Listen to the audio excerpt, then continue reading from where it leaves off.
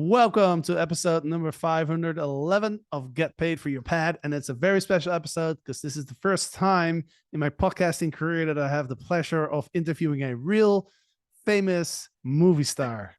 Her name is Laura Wegner, and she is the founder of the Sweet Life Whistler, a short-term rental management company in Whistler, Canada. And today we are talking about how to leverage the film industry to fill your Airbnbs. And that's a topic we never talked about.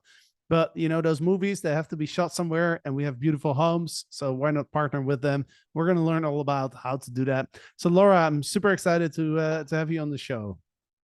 Thank you so much. I'm actually very overjoyed to be here because not only am I a short-term rental manager, but I am a huge advocate for the film industry and love to support them here in the Vancouver area. And I think it's so much fun. It's exciting, it's fun, and you make good money. What's not to love? Right. Exactly. And then you get to meet all these famous people, and it sounds like super fun. I'm sure they don't, they don't cause too many problems. We talked with Jackie, who was, in your class in Legends X, I think. And Right. she's doing peer space, and she gets a lot of professional photo shoots and things like that.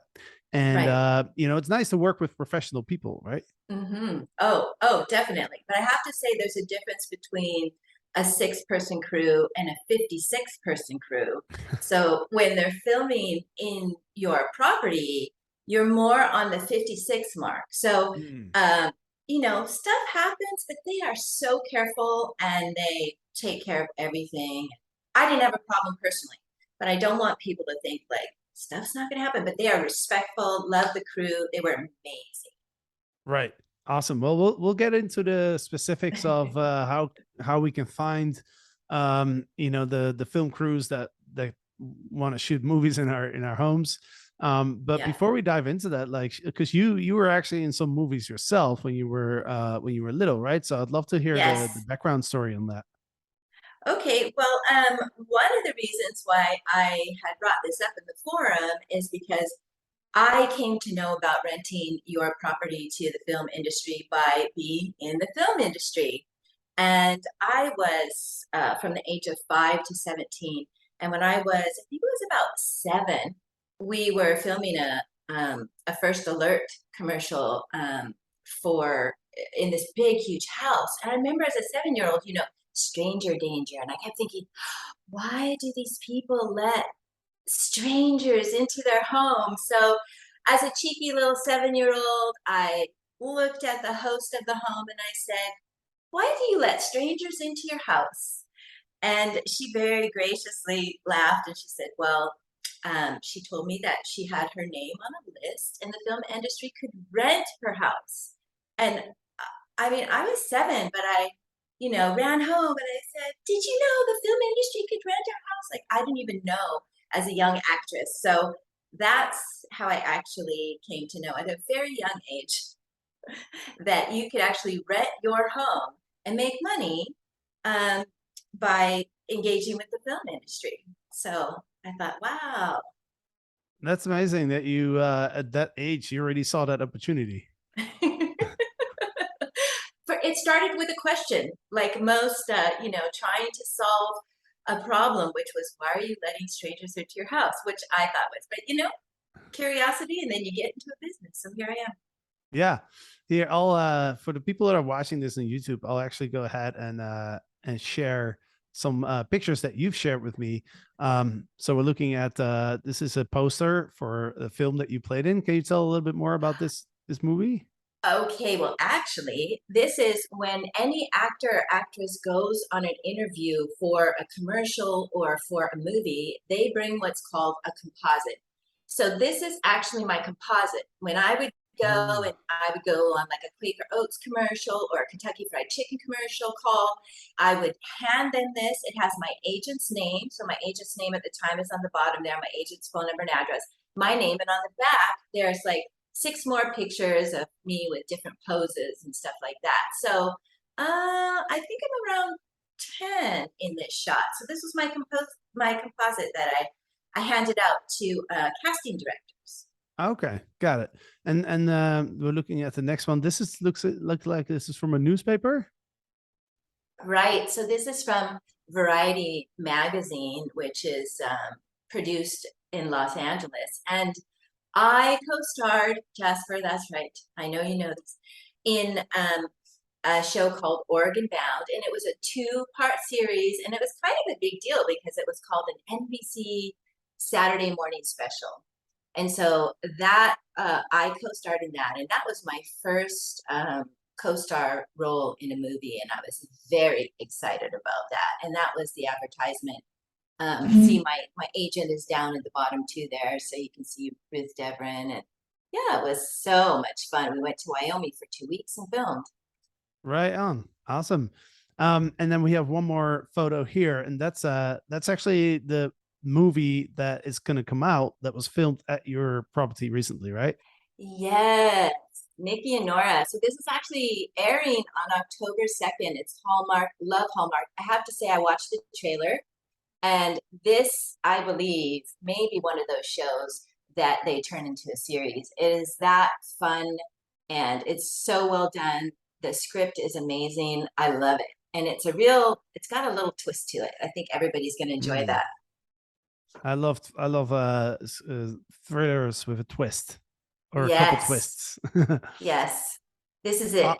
Awesome. Well, if you're listening to this, then this movie is probably gone premiered probably yesterday or maybe like a few days or a few days in the past, because it's October 2nd, Sunday, October 2nd, that it premiered.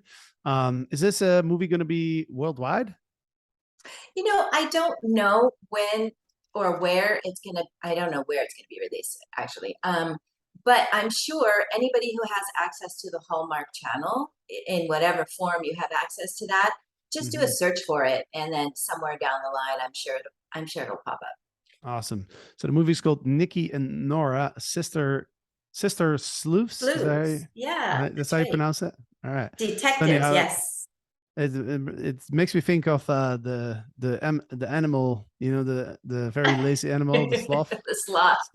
That's the True. national. That's a national animal here in Panama. So Is that true? there's a lot of them. Yeah, yeah. Okay. It's really funny. They're Okay. actually called in Spanish. They're called perezosas, which literally means like lazy, which is Oh, okay, I always okay. find that funny. But anyway, let's talk about how to leverage the film industry to fill for your Airbnbs, because this is an opportunity that I'm sure most people are just either not aware of, or they have Right. no idea how to tap into that, right? Because Right, I right, right. imagine you don't find the film crews on Airbnb, or That's right. But I have to say that they are on a site similar to Airbnb, but for the movie industry, the film industry themselves. So that's important to know. Do you want me to just kick into that right now then, Jasper? yeah, let's do it. Okay. So I don't know if any of you who are familiar with this, maybe you've thought, oh, I'd love to have the film industry come into my home or come into my business or come into my storefront, whatever it is, and film. And you're wondering, how do you do that? Now, all the people out there who haven't done it, they tend to chime into the conversation. But I have done it, so I just wanted to share this with you. And I'm not an expert, okay, so nobody hold me to anything. I'm just sharing from my personal experience. Um, but I just want to say the first step that you need to do if you want to rent to the film industry is make sure that you do a search for film commission.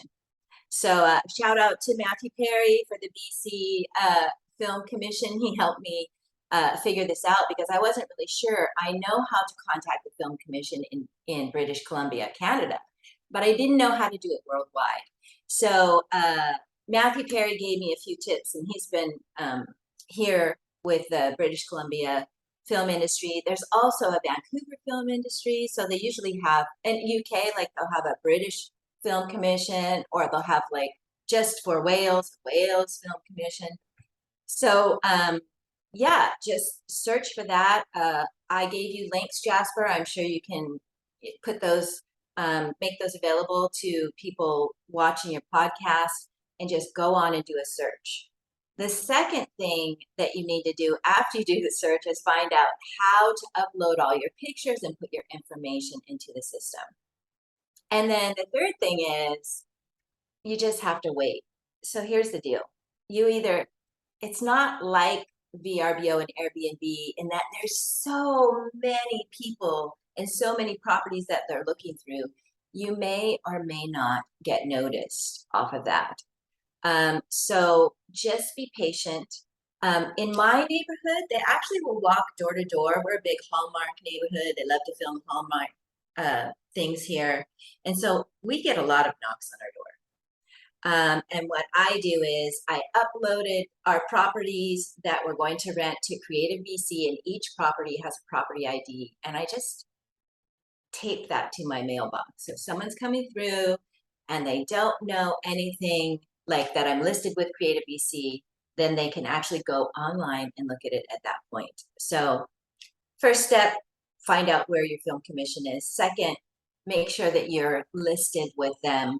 And then the third thing is, if someone does call you, then I kind of have a standard procedure with vetting. Now, as a short-term property manager, when people come in and they want to rent from us, especially higher-end properties, we don't just let anyone in. Some of us have a vetting process. And so if I get a knock at the door or a call on the phone, I always ask, hey, what type of film is this? Because I really just don't want any film. You know, if you're going to be like chopping people up in a film, I really probably don't want my property. Personally, I don't want that. That's just a personal decision that I've made. So I say, hey, what type of film? What rooms in this building do you want to use? You know, if it's a home, what rooms? You want the kitchen? You want to just do an outdoor shot? So I go through that. Who's the production company? Sometimes I actually ask, you know, how much what's your budget for that? Get that kind of information. I want to make sure that the people coming to my door are legitimate. And you can dig deeper into that and ask them, you know, are you part of the Locations Managers Guild or the Directors Association, which they are here in BC? And then people have always asked me too, once they say they want to film in there and you're okay with the price, what about the contract? And the first time, you know, we had our lawyer look at the contract and he said, that's just a standard contract. You know, it's what they usually use. Go ahead and sign it. So that's what we did. We just signed the contract that's there. We haven't needed additional insurance. It's covered under the contract. And the other thing you need to know is if you start telling the entertainment industry and the production company who gets a contract to cover their legal heinies, I don't want this contract, I don't know that you can have very big success with them wanting to film in your space, because that's something they have to cover themselves. And then the other thing is there could be some damage. A little bit of damage, things happen. So don't expect that it's not going to happen, but the industry is amazing and they go above and beyond to take care of everything. I think that's about it on those notes. Yeah, well, let's start with the first thing you mentioned is because I'm sure that's the first question that everybody has listened to this is, well, how do I get in touch with these people, right? If I want to offer up my home for film crews. And so that what you shared is like just Googling film commission and then location. I just did that. I just chose a city. I chose Austin, right? And I just literally put in film commission Austin, and immediately it came up, the Austin, Texas Film Commission, and it has an area on the website where it says list your property as a potential location. Yes, they're very straightforward. Yeah, like there's a button. I just click it, and I could submit my home here, which is that's awesome to know. Like, see, I didn't know that, and I'm sure a lot of people listening to this didn't know that either. So Matthew Perry, thank you, Matthew Perry. Thank you. That's a yeah, that's a major win to start off with. Right, right. So for anybody who's listening, if you're interested in tapping into the film industry, go ahead, and go to Google, put in film commission, name of your town, or if it's a very small town, maybe the name of the state. Would that be better? Right, right, right. Or the province, whatever. Yes. Yes, Yeah, of course. Perfect. got it. Awesome. So I guess my other question is what about the revenue potential? Like do you and Oh, how long are these I imagine if they're shooting a movie at your home, it might take more than a day, right? you know, it depends. It depends. Um, in this particular case that I'm going to be talking about, it it took 1 day of filming. So 8 in the morning till 10:30 at night. Filming inside, outside. So it depends. This is what I have to say about the film industry. There are so many variables. You could get a knock and they'll say, we just want to show your storefront. And Mm, then they don't come inside. They take a picture, they put that on there, and that's all they do. But for us, so I'm going to talk specifics with us and just know it can run the gamut. If they're going to film 1 day, I almost guarantee you they need a prep day before and they need a prep day after. mhm. So probably the least amount of time that you're going to uh, give your space over to the film industry is about 3 days. And then the most, I mean, my goodness, it could be months if they're Mm, doing, because if you think about this is a detective series and they're going into different houses, um, they're in, I think they had 15 or 17 different locations for this one movie. So it's not just all concentrated in one area. So, yeah, we had a prep day, film day, prep day. got it. So they rent it for 3 days. Right. How does the daily rate that you can charge compare to what you would charge on Airbnb? Well, the daily rate is about 6 times what I would have gotten for that space. So regularly it'd be $400 a night. So I'd be making $1,200 in 3 nights versus $7,500 Hmm. for three Wow. nights. So that's 6 times my going rate. I understand why What's you're excited about this now. Yes, it can be, great. And so for me, the filming days usually they'll pay you more. And then as a general rule, prep days are half of what they would give you for the filming Hmm. days. And then they might do a tenant buyout. Like if you have long-term tenants in the property, they might do a tenant buyout and say, we want your tenants to leave and we'll give them this amount of money. And they might do a per diem. I mean, when they do the buyout, they usually do a per diem too, like place to stay and food, Hmm. So um, yes, but we were so excited. I mean, well, 7,500, we'll take it. Yeah. Is that a price that they kind of offer, or is that a negotiation, or do you give your price to them? Well, look, it's just like when we rent a place when we go on vacation. For most of us, the sky is not the limit, right? We have a budget and we're looking for a certain price range. So when the location manager comes and knocks on my door, he's working with a budget. But this is what I can say. So I didn't give them a set rate. What I usually say to them is, because I really respect the industry and I understand that a location manager, he's trying to balance two things. The production company has a budget they want to meet, and the property owner has money they want to make. And so that location manager is trying to balance that. Now, that location manager cannot burn the production company and they can't burn the property owner. So that location manager is genuinely trying to be the fairest and understands that property owners are sensitive to fairness. And so I respect that. So I usually just say, I'm going to be perfectly happy with your standard payouts for filming and prep days. Because, and as you get, that's what I said for $7,500. if you're really greedy with the industry, they probably won't come back. And repeat, just like in short-term rentals where repeat guests is a gold standard, in the movie industry, repetition and them coming back and recommending you to another production company is gold. So I just say to them, I'll just take the standard.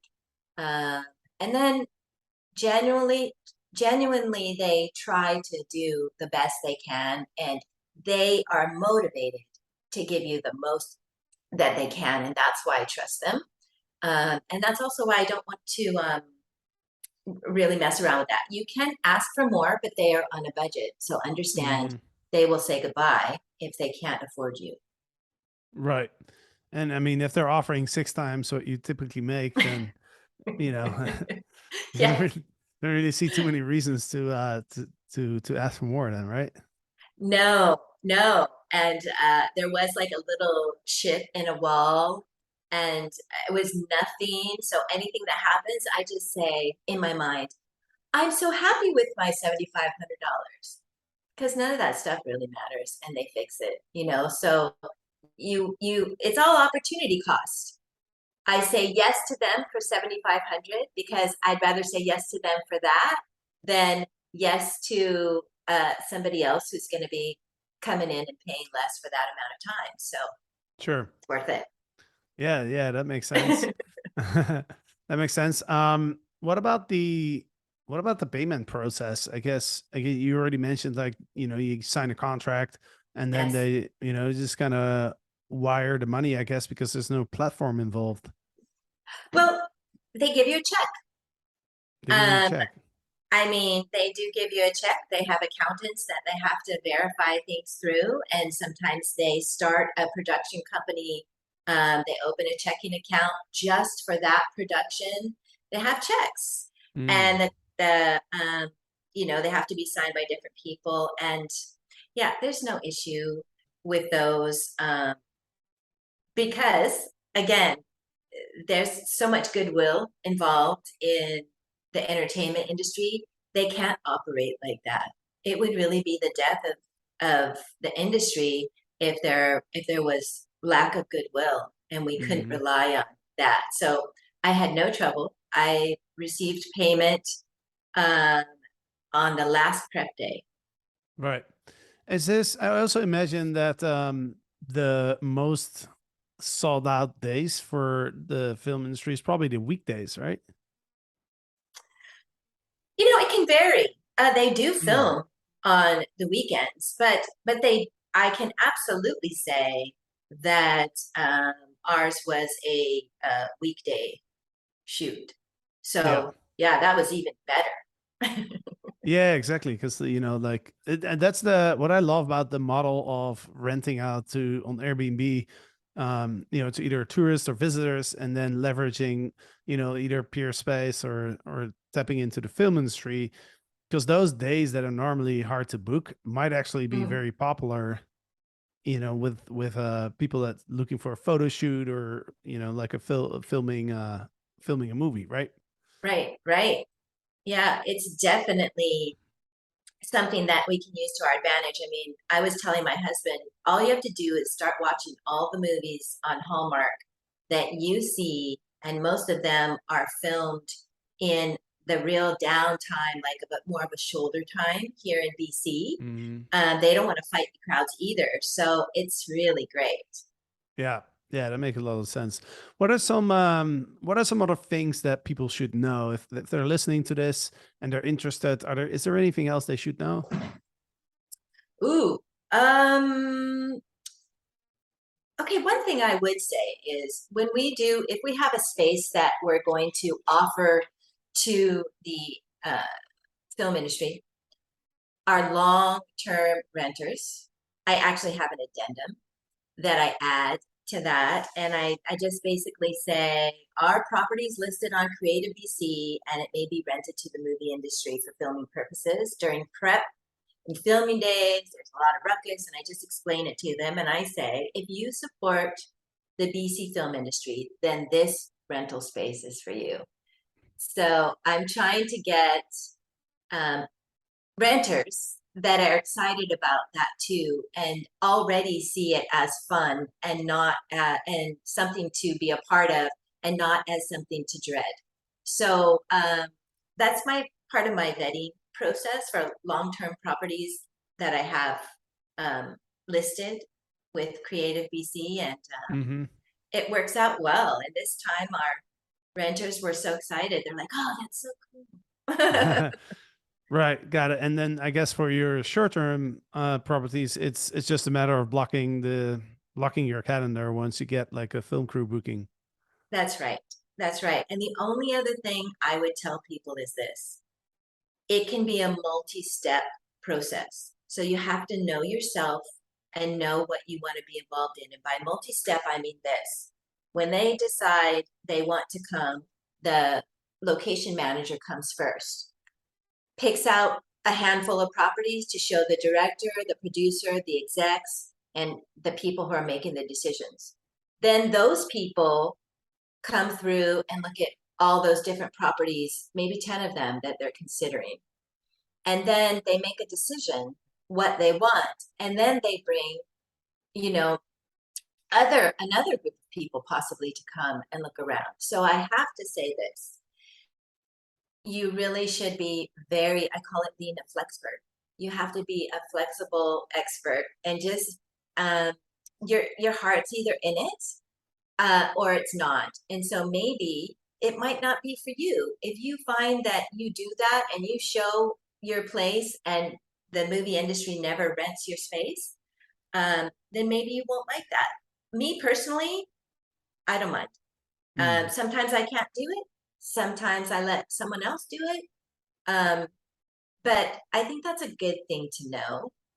Like anything that has a really nice payday, you have to put effort in somewhere. And sure. that's going to be where your effort is. Those 3 days that you're cruising. The other thing is you're not allowed to take any photos of the filming day. So you can't, while they're filming, you can't take pictures. You can't take pictures of the actors and actresses. You can't take pictures of anything that's going on. So just so people know, don't be offended. Lastly, I want to say this: you can have the most gorgeous space in the world, and they still may want to come in and repaint the whole thing and take all your pictures down and move your furniture around, because they're going for a mood that's being set with the film. So don't be offended by that. We have amazing, beautiful spaces, and I don't care if you switch it around, because Sure. you're renting it. I mean, it's different renting to the movie industry than the short-term people. I don't want short-term people to come and rearrange my house. But the industry's paying a different rate. It's a different opportunity cost there. I'm saying yes to, so I have a different tolerance for that. Yeah, that makes sense. Um, and one last question that just came to mind is like, let's say you buy a home and you're thinking, hey, I want to design this in a way that it might be attractive for the film industry in particular. Right, Like, right. can you think of is there some type of houses that they're looking for typically, or this type You of design, know, or first of all, I just want to say again before I respond to this, I am not an expert. But you know, for our area, there's a lot of Hallmark stuff going on. So they're looking for homes that maybe have a historic feel, that are, and businesses too. They're looking for those little hole in the wall, cute little coffee shops in our neighborhood, whatever it is.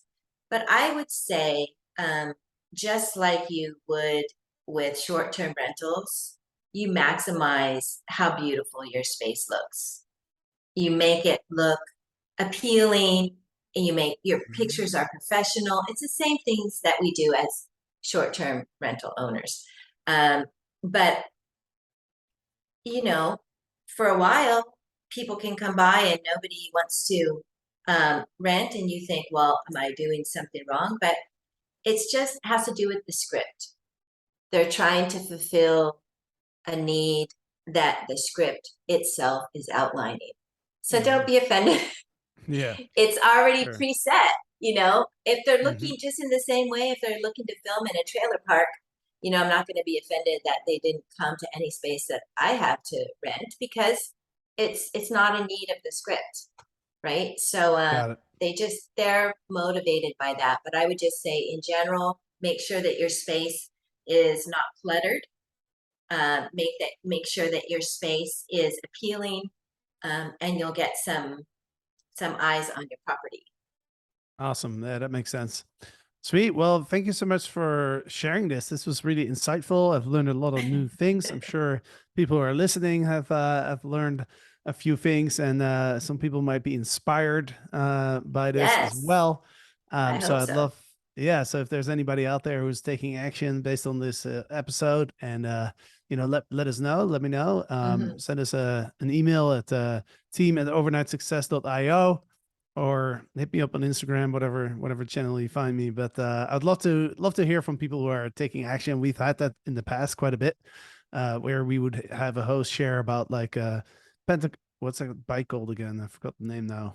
It's called, I can't remember. I'm blanking on the name, but there's this really fancy bike that you can put up in your home.